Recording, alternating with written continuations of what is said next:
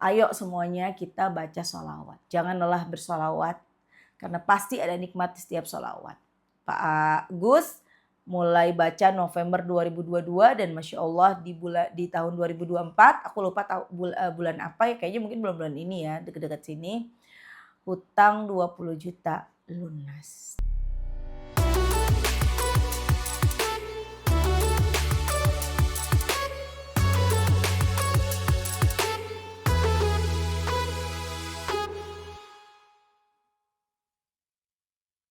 Bismillahirrahmanirrahim. Alhamdulillahirabbil alamin. Allahumma sholli ala sayidina Muhammad wa ala ali sayidina Muhammad. Assalamualaikum warahmatullahi wabarakatuh. Halo teman-teman, apa kabar? Mudah-mudahan teman-teman selalu dalam lindungan Allah Subhanahu wa taala. Amin ya rabbal alamin.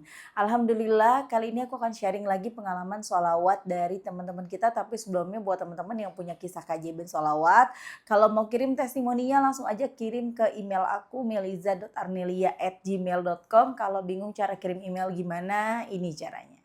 Nah, kamu klik Gmailnya, kemudian kamu klik tulis. Nah, di kepada tuh kamu masukin atau ketik email yang kamu tuju. Email aku meliza.arnelia@gmail.com. Kalau udah, kamu ketik di bagian subjek itu judulnya testimoni atau dikosongin juga boleh. Nah, ditulis email baru kamu ketik testimoninya. Di situ bisa kirim panjang kayak apa juga bisa. Jadi jangan ngetiknya di subjek ya, karena banyak yang kirimnya di subjek, akhirnya kepotong-potong testimoninya gitu. Gampang kan teman-teman? Kalau udah, kalian klik bagian kanan atas tuh yang warna biru, ada panah ke samping kanan gitu, ada gambar panah ke kanan gitu, itu diklik. Ya kalau itu diklik itu sudah terkirim, nanti ada notifnya kok terkirim tuh ya kan. Gampang kan? Dan buat teman-teman yang belum punya kedua buku ini, jangan pernah lelah dan nikmati setiap sholawat. Dan jangan pernah lelah sholawat, yakinlah semua akan baik-baik aja. Kedua buku ini buku aku, kalau teman-teman mau beli teman-teman bisa ke Gramedia atau teman-teman bisa hubungin admin, ini nomor adminnya. Atau teman-teman juga bisa klik aja linknya di deskripsi box di bawah. Buku ini beda apanya? Beda isinya, beda kisah-kisahnya, kan isinya kisah-kisah keajaiban sholawat aku bukuin gitu loh teman-teman ya. Ada beberapa jenis sholawat juga, mau beli yang oranye dulu atau hijau dulu terserah yang mana aja, bebas. Atau mau beli dua-duanya, Masya Allah, makasih banget kalau kalian beli dua-duanya ya. Nah, langsung aja aku akan bacain testimoninya. Nah, kisah kali ini dari Pak Gus, ini nama samaran ya teman-teman. Assalamualaikum warahmatullahi wabarakatuh Mbak Mil dan para penonton sekalian. Waalaikumsalam warahmatullahi wabarakatuh. Nama saya Pak Gus, nama samaran. Saya dari Blitar, Jawa Timur. Berawal saya ngamalin sholawat akhir tahun 2022, tepatnya bulan November 2022. Baca sholawat Jibril minimal 10.000 tiap hari, termotivasi ikut grup WhatsApp dari camp sholawat. Bukan grup aku ya teman-teman, aku gak ada grup ya. Dan juga awal-awal sering lihat channelnya Muklis Marshall, kemudian tahu channelnya Mbak Mel. Kemudian tiap hari nonton channel Mbak Mel, dari ngamalin sholawat pakai tasbih digital sambil kerja sebagai kurir lokal. Wilayah Blitar ada aja keberkahannya, mulai sering dapat orderan dan juga diberi keselamatan ketika berkendara. Sering sekali hampir tertabrak atau menabrak dalam berkendara. Alhamdulillah selalu diberikan keselamatan, alhamdulillah. Saya punya anak 4, alhamdulillah diberi kecukupan, padahal semua butuh biaya, terutama anak yang pertama sudah kelas 11 SMK, sekalian mondok waktu itu. Tiap bulan ada aja buat ngirim anak ke pondok Queen Ploso Kediri.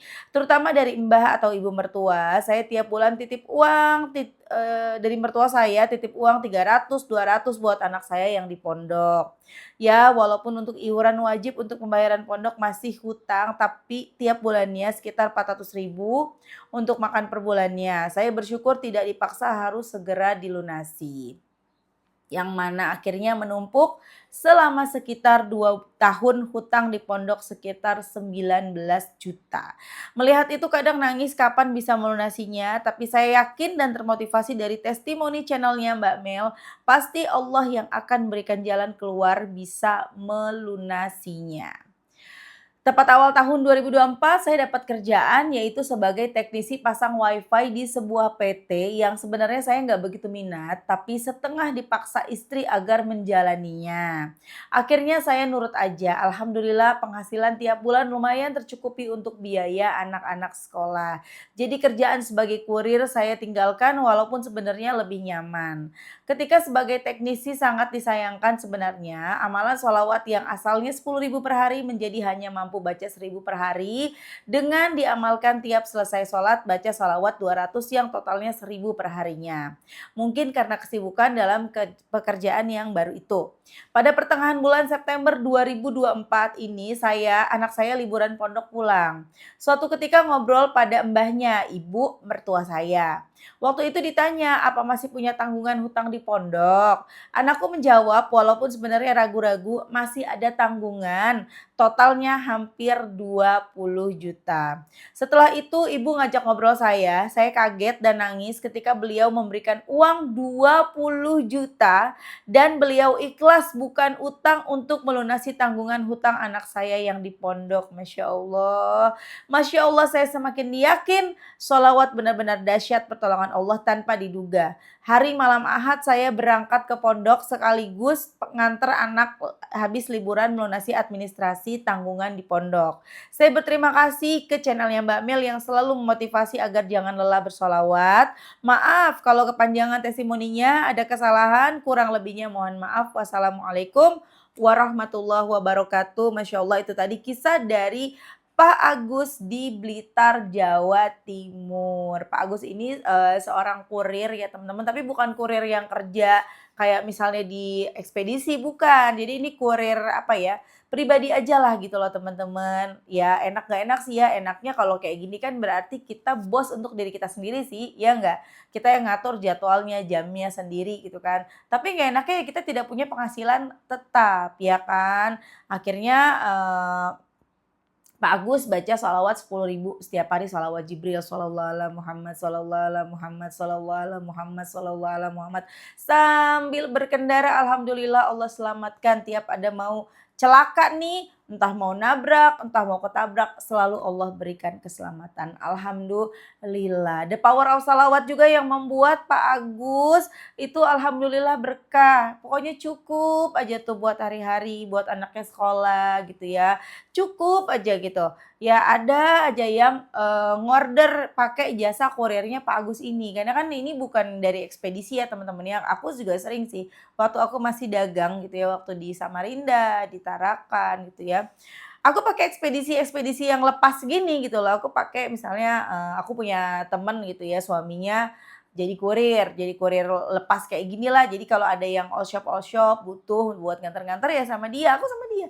Lumayan ada 3 anteran, 4 anteran, 10 anteran, berapapun itu diantar, ya kan lumayan ya. Sehari kalau bisa 10 anteran, 10.000 aja udah 100.000 seperti itu teman-teman. Karena kalau di wilayah-wilayah kayak bukan di Jakarta, kalau di Jakarta kan luas ya. Jadi mungkin yang kayak gini-gini jarang nih ya, paling adanya ya kayak yang udah dikenal kayak misalnya mungkin Gojek, Grab gitu kan. Tapi kalau ini tuh benar-benar pribadi karena jaraknya juga nggak terlalu jauh-jauh amat. Jadi ya kita bisa jalan ke sini berapa, ke sana berapa seperti itu teman-teman. Dan Masya Allah berkah dari sholawat juga Pak Agus Pak Agus bukan Pak Gus ya, nggak ada A-nya nih, nggak tahu namanya Pak siapa ya. Pak Agus kemudian dapat tawaran kerja ya sebagai teknisi di sebuah PT, teknisi masang WiFi gitu kan teman-teman. Istri setengah memaksa, "Ayolah Pak, mendingan kerja Pak, jelas Pak, kerja di sini Pak," gitu loh. Bukannya nggak bersyukur Pak, tapi kan kalau ini penghasilannya tiap bulan ada bayangan mau dapat duit tiap bulan. Kalau jadi kurir kan kayak dagang ya, kalau lagi banyak alhamdulillah, kalau lagi sepi ya sepi. Kalau lagi misalnya kita lagi drop, lagi sakit, nggak narik gitu ya, nggak ngambil orderan, ya kita nggak dapat duit. Tapi kalau kerja kan kita sakit, wah meskipun kita izin seminggu atau izin berapa hari, kan kita tetap dapat gaji tiap bulannya, walaupun mungkin memang dipotong berapa gitu kan, atau ada kebijakan dari perusahaan yang nggak dipotong kan, Masya Allah. Belum lagi ada misalnya tunjangan bukan sih namanya, ada apa ya, bahasanya aku lupa ya, kayak tunjangan atau pokoknya ada kayak misalnya BPJS dibayarin kantor gitu kan, ada biaya-biaya apa, ada segala macam terjamin lah gitu loh. Jadinya ya istrinya Pak Gus, "Ayolah Pak," gitu loh. Ya akhirnya Pak Gus nurut dan sudah bekerja lah akhirnya di perusahaan tersebut. Cuma sayangnya ya Pak Gus sangat menyayangkan setelah bekerja jadi nggak bisa baca 10.000 shalawat lagi. Jadi cuma bisa bacanya 1.000 tiap habis sholat baca 200 shalawat Jibril. Jadi sehari 1.000 nggak apa-apa Pak Agus. Ya kerja itu kan ibadah untuk keluarga. Ibadah itu ada pahalanya juga. Luar biasa nyari nafkah buat keluarga nggak apa-apa. Yang penting masih baca shalawat walaupun 1.000 kalau istiqomah luar biasa. Berkah nanti. Disenengin sama teman-teman, disenengin sama bos gitu kan ya. Bisa aja nanti gajinya bertambah, bonusnya bertambah ya kan. Kita kan nggak pernah tahu ya. Atau mungkin nanti dapet job apalah segala macam kita nggak pernah tahu.